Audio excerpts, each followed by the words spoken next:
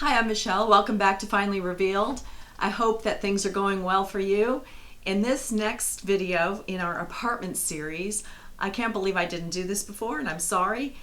This is your list when you're coming into your new apartment.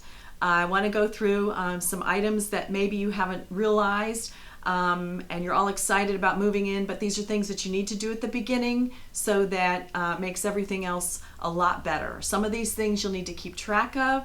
So go get a piece of paper and pause me and then come back or watch it again. But I'm going to go through this. I've got 4 chunks, so I'm ready to go. Okay.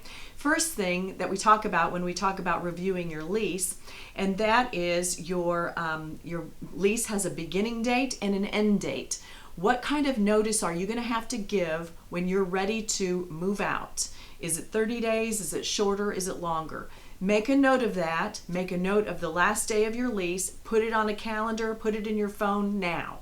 That way you have it. Put a reminder as to the date that you need to give notice. If you have an automatic renewal provision, sometimes there's notice for that also. So make sure you keep track of that. Okay, put that in your calendar now. Next thing is your security deposit. In your lease, it may say how you get that security deposit back. Do you give them a notice before you leave, or is it 1 or 2 weeks after you leave? Put that in your calendar also. While we're at it, make sure that you did a walkthrough with the landlord or the landlord's representative. Whether or not they suggest it, you should do it. Within a week of coming in, make sure somebody's there with you. Video it yourself. Make a list of any damage. Have them initial it. Hang on to that. Put that in a safe place. Probably somewhere outside of the apartment in case something happens, so that you have that when you move out. Okay, do that at the beginning. The next thing is keep a checklist of your items for your renter's insurance. I have a separate renter's insurance video. You might need to watch that if you're not sure whether or not you should get it and what would be included. On your lease, next, sometimes there will be a separate attachment or there'll be a reference to rules. Are there rules for the pool hours, for the sauna, for the workout room? Are there rules on clubhouse rental? How about storage units? Does that come with what you have? Do you put your own lock on it? Do they do it? Do you have to pay extra? What about trash? What about pets? What about carports? Anything that's not specifically in your lease that you don't have in your hot little hand, if it's off of their website, print it off. Read it, ask questions, make sure you understand the rules. That violation of any of those types can be considered a violation and a breach of your lease. There is more to a breach of lease than just not paying rent. So make sure you understand those rules. Plus, then you can take advantage of all the amenities of where you live because you'll know what it takes to do that. This next thing might not seem like something that you should think about, but what about emergencies? Okay. If there's a fire, is there a fire alarm in your hallway? Is there a number that you're supposed to call, or do you call directly to the fire department? Find out. The complex or the landlord is going to have insurance. Hopefully you have insurance for your belongings, but you need to know what is the protocol there, and do you call the fire department first and then do you call the management? Do you call an after hours number? Do you call the regular number? How does that work? Make sure you know.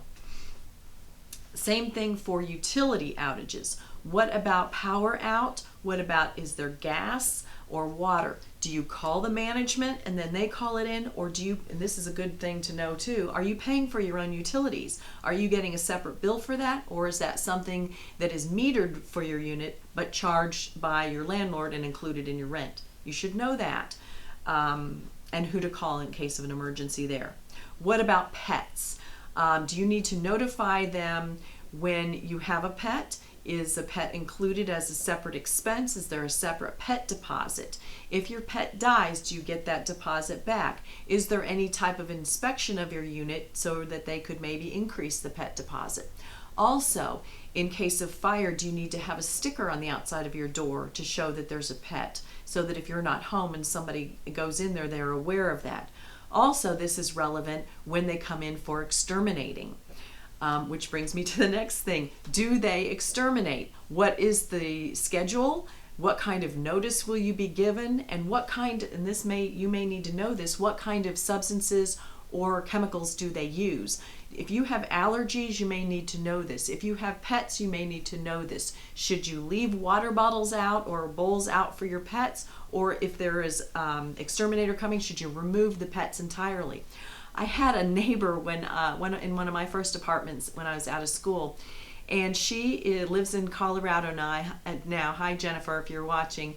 She is a PhD, I don't remember what she's called, but she's a water specialist. She's a toxicologist on groundwater. And we would come home from work and we would get a notice that there was going to be an exterminator. I had pets, so I would, do whatever the rules were. I don't even remember now what they were, but there were some rules. I'm not kidding. I would walk out in the morning to leave and go to work, and she had police tape across her door. Do not cross, do not come in, big signs, do not come in here. And it only took, we're not that dumb, it took us 2 times to say, what's going on, Jennifer, and why are you marking, your building, why are you marking your door so they don't come in?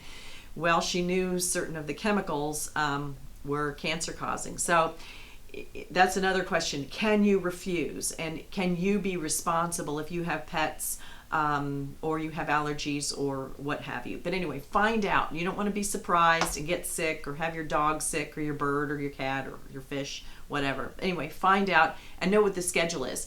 On the same token, what is their notification going to be to you if they have to come in and do routine maintenance, heating and air conditioning issues, dryer? Obviously, if you're calling because there's a problem, then you can expect that they're going to be coming in. Do they come into your apartment on a regular basis otherwise? And what kind of notice will you get at the beginning? And if it's after the fact, will you come home and there will be a card on your kitchen table or what? And then this applies for window washers and repairs and all kinds of things like that. So find out what you can expect.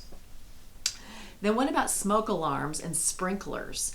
Are there any? If you have sprinklers, where are you putting your electronics? Where's your TV? Where is it in relation to a sprinkler? This might sound silly, but if that thing goes off, your property is going to be ruined. So pay attention to that as you're putting things up. Another thing is, can you hang pictures on the wall with nails? In older buildings, it might be plaster. You'll notice they may have wires hanging along the walls and you have to use those. Some places, they only want you to put those sticky hooks. So find out. Anything that you add into the unit that is a fixture onto the unit is going to belong to them. Obviously not a picture, but if you're changing out light fixtures or plumbing fixtures, first of all, you probably need to get permission before you do that, because not only will it belong to them once you do this, but it also could be considered damage when you move out. So check on that as well. Do they clean the carpets? Or are you supposed to do that? Can you paint the walls? Can you paint the ceiling? Is it limited to certain colors? Do you have to get permission? Find out in advance so you're not painting it back or hiring somebody. If you have washer dryer in the unit, what kind of care is required for that? What about a furnace unit? Do you have to change the filters or do they do that? What about overhead lighting and light bulbs? Do you have a fireplace? Do you need to clean that out? Is it wood burning or does it go down a chute? Do you know how to use it? Will they have somebody come through to check the flue or check the chimney periodically? And what do you need to do for calls on that? Who do you call? What else? Oh, mailboxes. Do you know where your mailbox is? What about big packages? How are they handled? If you're on vacation, do they send them back after a period of time? How do you find out if you have one, and what are the hours? And do you need to get somebody else to help you if their hours don't coincide with when you're off work? And then finally, people. Other people, not finally, but other people. Do you have a roommate? Are they added onto the lease? Do they need to be? Who's going to be responsible for this? What about live-in, boyfriend, girlfriend? I'm not talking about overnight, but for a period of time. What are the rules? Are they going to increase your rent if somebody has been there for 30 days? That's going to be in your lease. And now finally, security cameras and security gates. I had a couple of cases years ago where there were break-ins, there were some safety issues, people were hurt, and there were security gates, security cameras. What is the standard where you live? Are the security cameras manned? Do you see a camera? Is it really hooked up to anything? How often are the tapes reviewed? Is that something that you can rely on for your security? I would probably suggest you don't, and that you keep an eye out for yourself and your friends on your own, but be aware of that. If you are relying on a security gate, is somebody there all the time? If it's broken, does anybody know that it's broken? And when should you stop relying on it? You want to keep yourself safe.